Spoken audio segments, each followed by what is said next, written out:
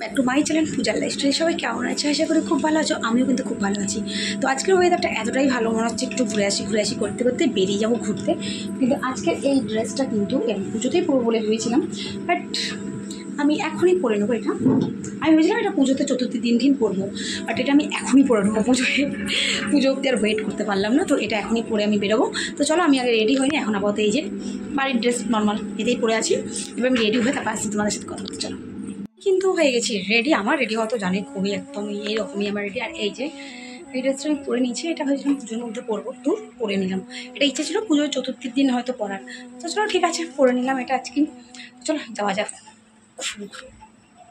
আমি কিন্তু উঠে গেছি টোটোতে। এখন টোটো করে যাবো লঞ্চঘাট থেকে ওই পারে তোমার দাদা দাঁড়িয়েছে, লঞ্চে উঠবো, ওটা একদম ওই পার চম্পট দেবো। তারপর হাতে কিন্তু আমি হেলমেট নিয়ে নিয়েছি, কারণ ওই পারে তো তোমার দাদা দাঁড়িয়েছে, আমাদেরকে গাড়ি নিয়ে যেতে হবে। কিন্তু বিশ্বাস করো, আমি অনেক দিন বাদে এতটা গাড়ি জার্নি করলাম। আমার না ভীষণ শরীরটা খারাপ করে গেছিলো, মানে পরের দিনকে গা হাত পা বহুত ব্যথা করছিল। মানে প্রায় যেতে আমাদের 3 থেকে 3.5 ঘন্টা লেগেছে, আসতে 3.5 ঘন্টার কাছাকাছি। অনেকটা দূর না, তো 7 ঘন্টার গাড়ি জার্নি আমাদের খুব কষ্ট হয়েছে। তো দেখো, এই করে কিন্তু লঞ্চ পার হয়ে কিন্তু আমরা চলে এসেছি একদম গাড়ি করে কন্যাগরের দিকে। আমরা একটা রেস্টুরেন্টে খেতে, তো এইখানটাতে খেতে বসেছি। ভালোই, খুব সুন্দর খাবার ছিল। আমরা কিন্তু এখানে বসে তোমাদের সাথে আমি শর্টসও আপলোড করেছিলাম। তা বুঝতেই পারছো কবেকার ব্লগ এটা। হ্যাঁ, শর্টস কিন্তু আমি একদম ইনস্ট্যান্ট আপলোড করি, কিন্তু বাকিগুলো হয়ে ওঠে না। আর এই যে এখানে নিয়ে নিয়েছিলাম মিক্স ভেজ আর হাতে বানানো রুটি। কিন্তু বিশ্বাস করো, আমার না এই হাতের রুটিগুলো দোকান থেকে খেতে ইচ্ছে করে না। তোমার দাদার ইচ্ছে ছিল বলে আমি এই রুটিটা খেয়েছি। কেমন দেখতে না, কেমন যেই লাগে এই হাতে বানানো। এর চাইতে রুমাল রুটিগুলো ভালো লাগে। কিন্তু তরকা মিক্স ভেজটা বিশ্বাস করো অসাধারণ হচ্ছে। আর সাথে দিয়েছিল চাটনি, জাস্ট অসাধারণ। আর খাওয়া দাওয়া শেষ করে তোমার দাদা একটা কিটক্যাট কিনে দিল আমাকে। চলো, এবার আমি কিটক্যাট খেতে খেতে কিন্তু গাড়িতে উঠবো। উঠে কিন্তু সোজা আমরা চম্পট দেবো রাজবল্লভহাট, রাজবল্লভী মাতা মন্দিরে। তো তোমার দাদার ইচ্ছে ছিল এইখানটাতে যাওয়ার। আমার কোনো রকম কোনো প্ল্যান ছিল না, বা আমি দূর অব্দি জানতামও না। ওর খুব ইচ্ছে ছিল যে গাড়ি কেনার পরে, গাড়ির নাম ট্রান্সফার হয়ে গেলে পরে আমি একদিন যাব রাজবল্লভ হাটে, মানে রাজবল্লভী মাতার মন্দিরে। তো যেমন কথা তেমন কাজ, ওর ইচ্ছে সেটা তো আমার দাম দেওয়া উচিত বলো? কারণ আমার অনেক ইচ্ছের দামও দেয়। হ্যাঁ, অনেক ইচ্ছে দিতে পারে না, অনেক ইচ্ছে দেয়। তো সেটা সবার ক্ষেত্রেই হয়। কিছু ইচ্ছের আমরা প্রত্যেকের সব ইচ্ছের দাম তো দেওয়া আমাদের পক্ষে সম্ভব হয় না, কারোর পক্ষেই নয়। তো সেই ক্ষেত্রে আমি দুজন মিলে বেরিয়ে পড়লাম ওর ইচ্ছের দাম দেওয়ার জন্য। আর এই যে পুজোর আগে আকাশটা যে কি সুন্দর থাকে, মানে আকাশ ওর খেলা দেখায়, আমার যে কি ভালো লাগে। আমি জানি আমার মতন তোমাদের অনেকেরই এরকম, মানে পুজোর আকাশটা দেখতে অসাধারণ লাগে। দেখো, আর মানে আমাদের কপালটা এতটাই ভালো ছিল, মানে আমরা যেখান থেকে চলে যাচ্ছি তারপরে পেছনে দেখছি ওখানে বৃষ্টি হচ্ছে। মানে আমাদেরকে আর বৃষ্টিতে ধরলো না।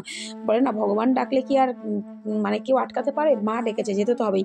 তো আমরা প্রিপারেশন নিয়েই বেরিয়েছিলাম যে বৃষ্টি যদি হয় আমরা ফোনগুলোকে প্যাকেটে ভরে ব্যাগে ভরে নেবো, বাকি আমরা ভিজে যাবো, অসুবিধা নেই, কিন্তু আমরা যাবো। তো যাই হোক, যেমন কথা তেমন কাজ। এই যে আমরা কিন্তু বেরিয়ে গেছি, দেখতে পাচ্ছি। আর এত সুন্দর চারপাশের জায়গার মানে ভিউটা তোমাদেরকে কি বলবো। দেখো, কাশফুল হয়ে রয়েছে। দেখো, এখনও সেভাবে হয়নি, কিন্তু অনেকটাই এখানে কাশফুল ছিল দুর্গাপুজোর সামনে। তো কথা বলতে বলতে কিন্তু আমরা এই রাজবল্লভী মায়ের মন্দিরে যাওয়ার আগে আর একটা মন্দির পড়ে গেছিলো। তো আমরা বললাম চলো, সামনে যখন একটা সুন্দর একটা মন্দির পড়েছে, চলো এখানটাও একটু আমরা ঘুরে নিই। তো অবভিয়াসলি আমরা ব্যাপার এখানে চলে গেলাম, গিয়ে ঘুরেও নিলাম। তোমাদের সাথেও কিন্তু শেয়ার করার জন্য ভিডিও ক্লিপিংটা নিয়ে নিয়েছি, একা একা কিন্তু ঘুরে নিই। তো আবার ওখান থেকে বেরিয়ে গিয়ে দেখো গাড়ি নিয়ে আমরা বেরিয়ে গেলাম। এবার যাব রাজবল্লভী মাতার মন্দির। এই যে আমরা প্রবেশ করছি, এটা হচ্ছে রাজবল্লভ হাটে। অনেক দূরে, অনেকটাই দূরে, আমাদের বাড়ি থেকে অনেকটাই দূরে। কিন্তু ওই যে কি বললাম, তোমার দাদার খুব ইচ্ছে ছিল যে আমরা গাড়ি কেনার পর, গাড়ির নাম ট্রান্সফার হয়ে যাওয়ার পরে, কাগজপত্র ওকে হয়ে যাওয়ার পরে আমরা যাব। তো তার জন্য আমরা কিন্তু চলে এসেছি, কারণ সবটা ভালোই ভালো মিটে গেছে, সবটা ভালোই ভালো হয়ে গেছে। তোমার দাদার গাড়িটাও আমাদের কেনা হয়ে গেছিলো, সবটাই হয়ে গেছে। তো তার জন্য ভাবলাম চলো, যেটা ভেবেছি সেটাই করা যাক, কারণ মুখে কোনো কথা আনলে সেটাকে পূরণ করা উচিত। তো আমরা কিন্তু এই যে এখানে গাড়ি রাখছি। আর ক্যামেরা করার দায়িত্বটা বরাবরই আমারই থাকে, জানো, কারণ সে ক্যামেরাতে আসতে পারে কিন্তু সে ক্যামেরাটা ধরতে পারে না, এরকম একটা ব্যাপার।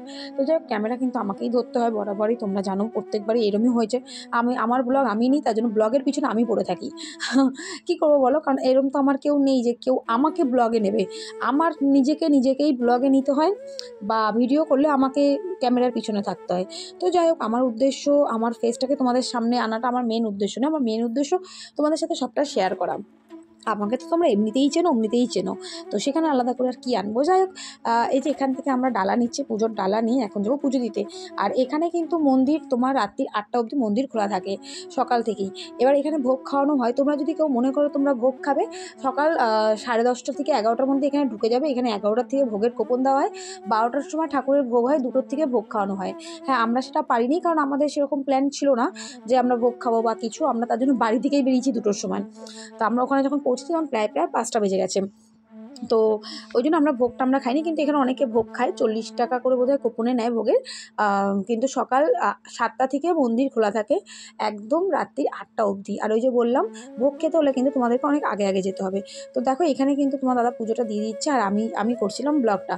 আর এখানে দেখো ঠাকুর, এটা কিন্তু অ্যাকচুয়ালি কালী ঠাকুর, কিন্তু সাদা, মানে পাথরের, এটা পুরো মানে রাজবল্লভী মাতা। দেখো কত সুন্দর, আমি একটু জুম করে তোমাদেরকে দেখিয়ে দিচ্ছি, কত সুন্দর মাথা, এটা কিন্তু সোনার টোপর পরা।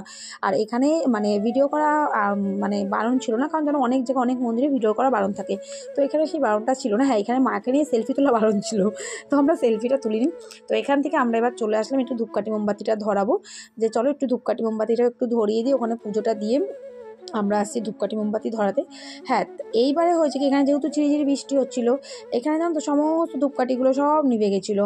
তো আমি আর তোমার দাদা মিলে কিন্তু আর তার আগে দেখো এখানে ঢুকেছিলাম আমরা পদ্ম গাছ দেখতে, এত বড় বড় পদ্ম ফুল রয়েছে। তোমার দাদা বলে কি এই দেখো, মানে আমাদের যেটা হয় আর কি, পদ্ম ফুল দেখতে ঢুকে গেছি। তো যাই হোক, ওখান থেকে বেরিয়ে আমরা এবার মানে ধূপকাঠি মোমবাতি সব জ্বালাবো। এবার দেখছি কি বৃষ্টি হচ্ছিলো বলে সমস্ত মোমবাতিগুলো নিভে গেছিলো। তোমার দাদা আর আমি মিলে দুজন মিলে সব মোমবাতি ধরিয়ে দিয়েছি ওখানে। কী করবো, মোমবাতিগুলো নিভে গেছিলো। দেখো তোমরা দেখতেই পাবে হয়তো, এই দেখো সমস্ত মোমবাতিগুলো নেভানো। আমরা দুজন মিলে সব মোমবাতি ধরিয়ে দিয়েছিলাম, দুজনে দুটো মোমবাতি নিয়ে, যে না ধরিয়ে দিই। কিন্তু বৃষ্টির ঝিরিঝিরি 1 ফোঁটা 2 ফোঁটা পড়ছিল, খুব বেশি কিন্তু বৃষ্টি হচ্ছিল না। তো দেখো এই দেখো আমাদের কিন্তু অনেক মোমবাতি আমরা ধরিয়েছি, এর উপরেও কিন্তু ছকছক করে জল পড়ছিল, বৃষ্টির টিপ টিপ টিপ টিপ করে জল পড়ছিল। তা দেখছো অনেকগুলো মোমবাতি আমি ধরিয়ে দিয়েছি। তো এখানে কিন্তু পুরো মন্দিরটা তোমাদেরকে ঘুরে আমি দেখিয়ে দিলাম, বিশাল বড় একটা এরিয়া নিয়ে মন্দিরটা, কিন্তু ভীষণ ভালো লাগলো। কারণ পুরো তো ঘোরাফেরার মধ্যে মাঝে মাঝে একটি মন্দির ফন্দিরেও যেতে ভালো লাগে। সবসময় মানে ভালো লাগে না যে এদিক ওই দিক যাচ্ছি, ঠিক আছে, একটু আধটু মন্দির টন্দিরও ঘুরতে ভালো লাগে। আর তোমরা জানো আমরা একটু ঘুরতে পছন্দ করি। হ্যাঁ, সবসময় হয়তো পয়সা অনেক বেশি হয় না, তাই বাজেটটা কম রেখে কিন্তু আমাদেরকে ঘুরতে হয়, কিন্তু তাও ঘুরবো। বাজেটটা কি বলো না, বাজেট বেশি থাকবে না দূরে যাবো না, বাজেট বেশি থাকবে দূরে যাবো। তো যাই হোক, এই করে এখানে কিন্তু আমরা অনেক ফটো তুলে নিয়েছিলাম, আর সেগুলো তোমাদের সাথে কিন্তু আমি শেয়ার করেছি। আর এই জায়গাটাতে জানো তো মানে বলি দেওয়া হয়, এখনও তোমার বলি হয়, যেটা আমার খুবই অপছন্দের বলতে পারো, আমার একদমই পছন্দ নয় এই জিনিসটা। তো এখানে এটা এখনও এই নিয়মটা চলছে। তো যাই হোক, আমরা এখান থেকে বেরিয়ে এবার যাবো ডালার দোকানে। ডালার দোকানে আমাদের হেলমেট ফেলমেট সমস্ত রাখা আছে, আমরা হেলমেটগুলো নেবো।